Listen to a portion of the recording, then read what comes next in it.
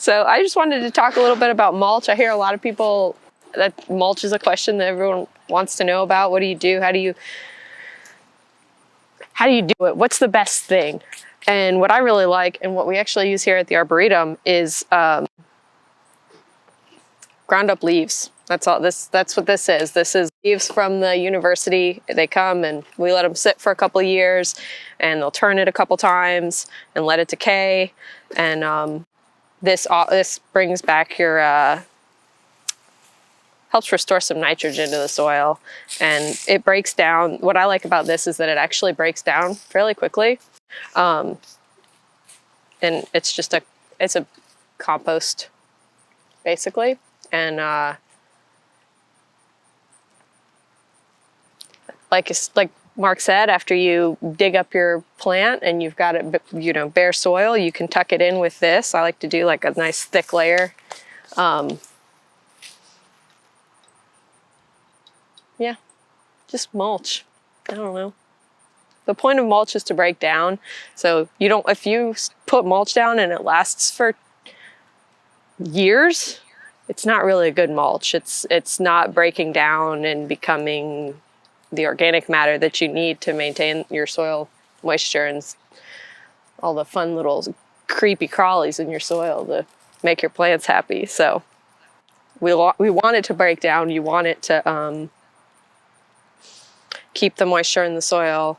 And another thing I wanted to talk about was not everyone has access to mountains of leaves like we do here at the Arboretum to make our like lovely soil. So a thing I like to talk about is to keep your leaves on your property. Don't push them out to the curb and let the guy come and suck them up. And you can put them under a tree. If you've got a wooded area, put them into your wooded area. You could mow them. That's a technique. If you've got really big oak leaves, you can just run them over with your mower.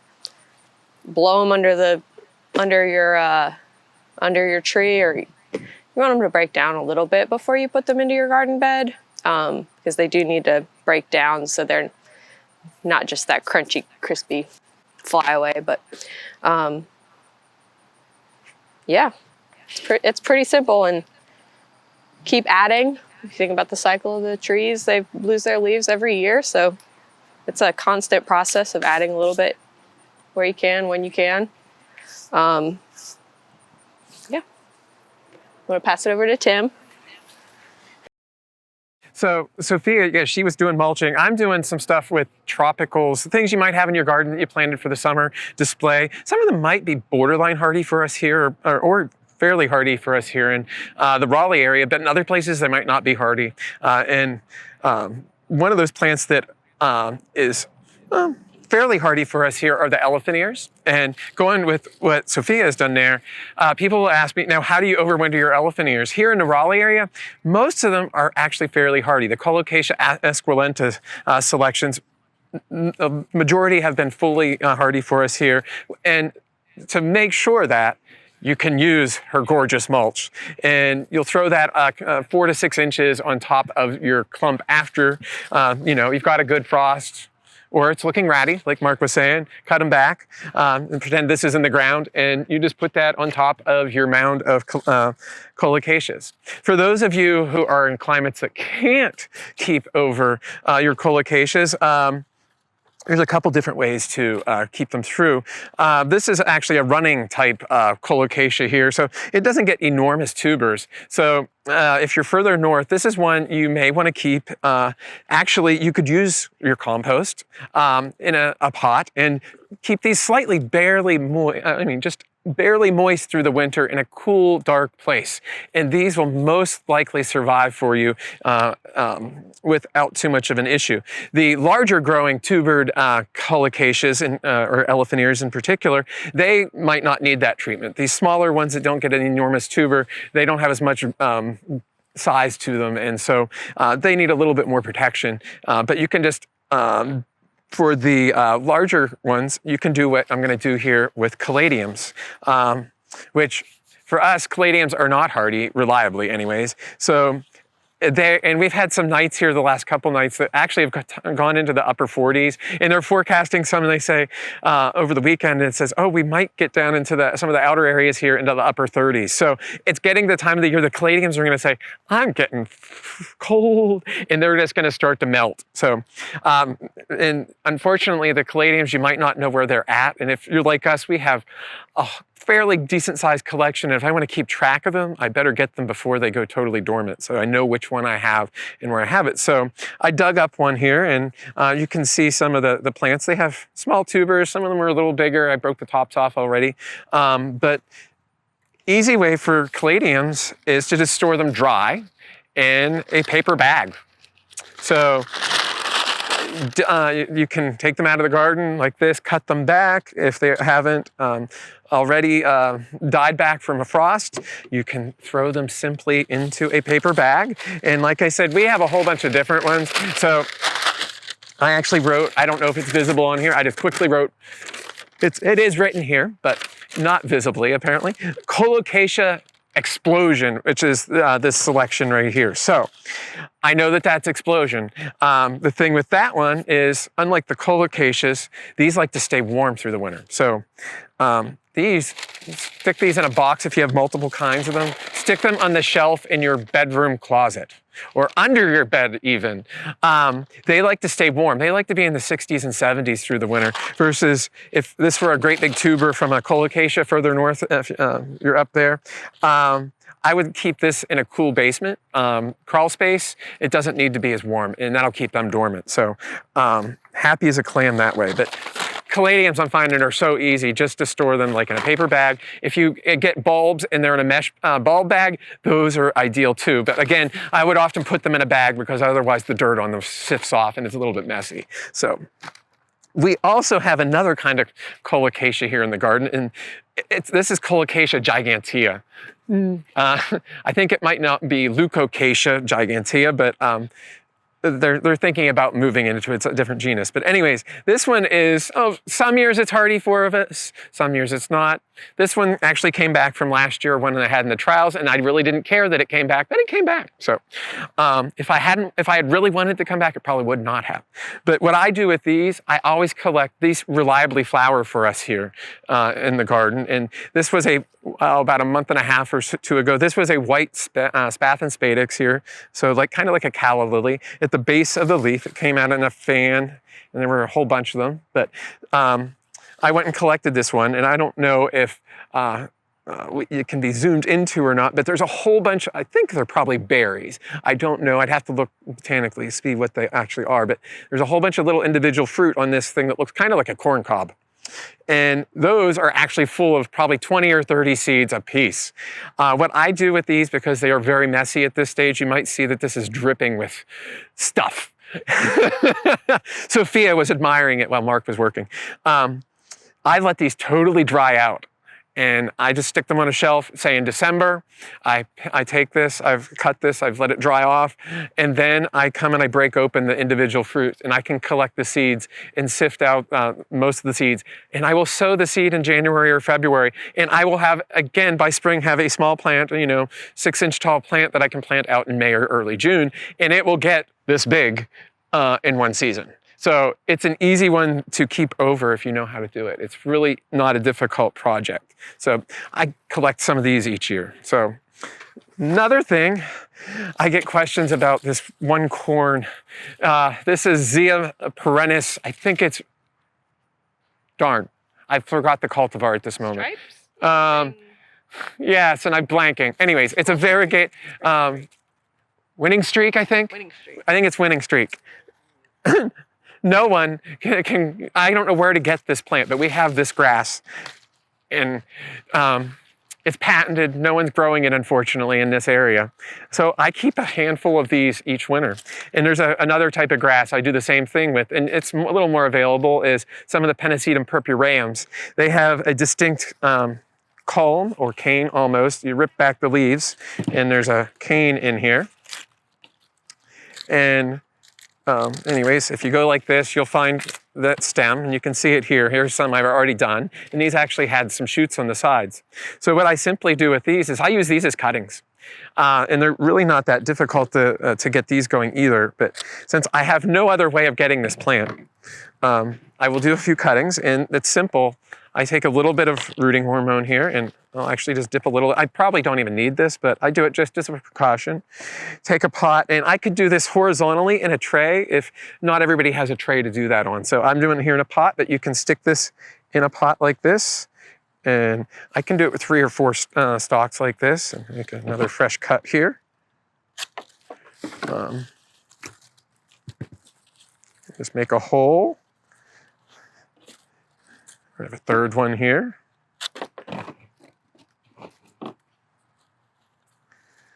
Go like that, and I will put a bag over it. These are a little bit big. I might actually go in here and go like this. You know, it's grass. What do you do with your lawn? You cut it back with the lawnmower every week.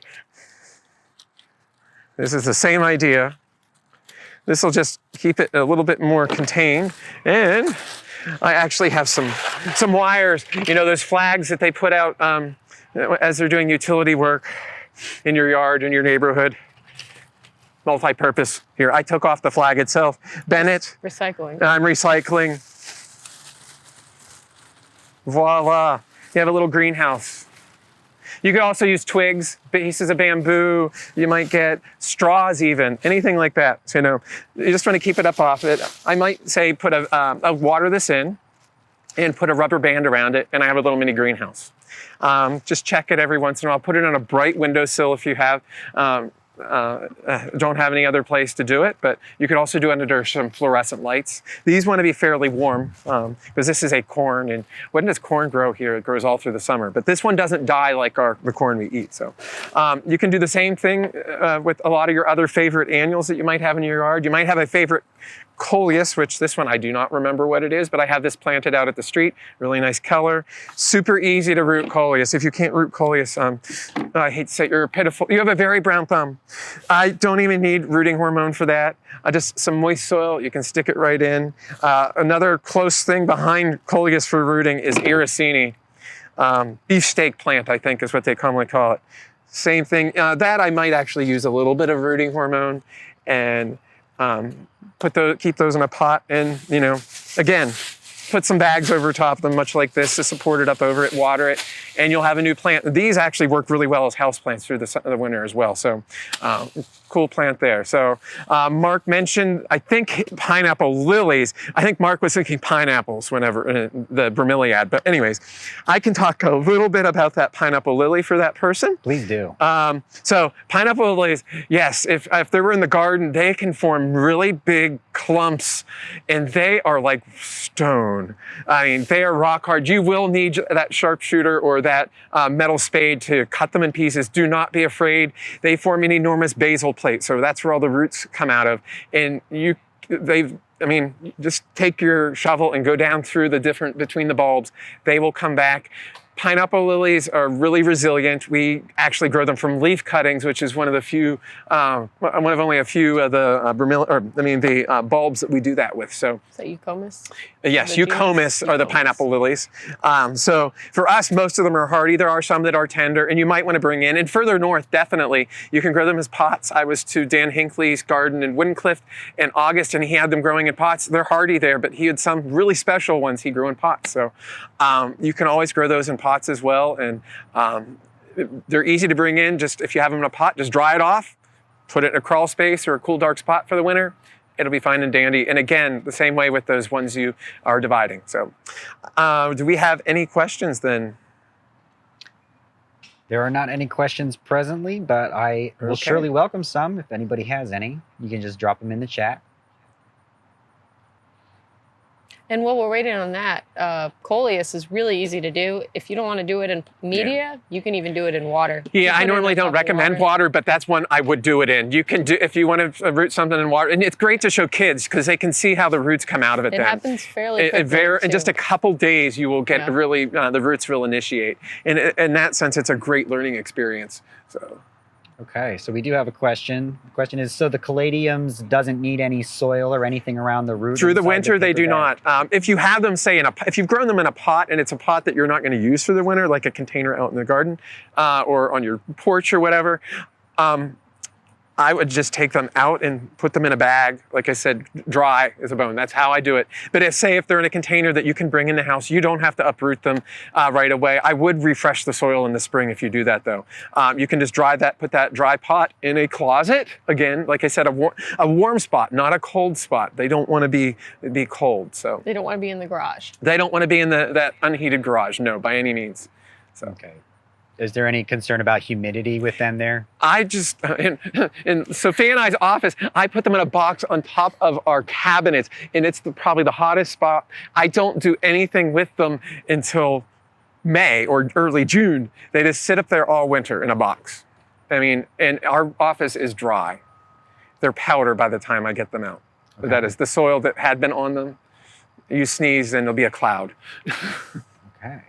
Rebecca's asking, what about Persian Shield? I have had trouble keeping it alive over the winter. Do you Okay, keep them Persian damp or Shield is a dry? little bit different. It wants to, actually kind of the coleus the same way, but they want to flower. So they are short or long night plants, and they flower during the short days of the year. So the cuttings on those, you can take them, just disbud any buds that start to form on it.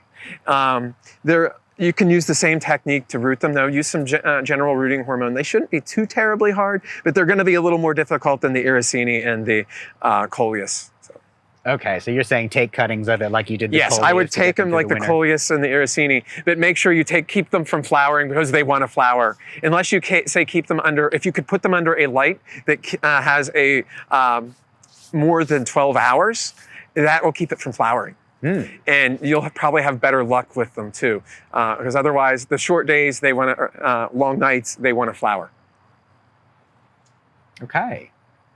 Well, it looks like that's all the questions we have in the chat. Okay. So thank you, Tim and Yes, Sophia. thank for- you. Thank you. Absolutely. And thank you, everybody at home, for joining us for this midweek program at the J.C. Raulston Arboretum. We will be back next Wednesday at 3 o'clock, and we'll be doing midweek with Mark. And Mark will be talking about osmanthus, which is very exciting. The osmanthus in the garden have started blooming here, so I am absolutely ecstatic about that. And they'll still be blooming next week for our evening garden stroll. So I'll see you there, I should think.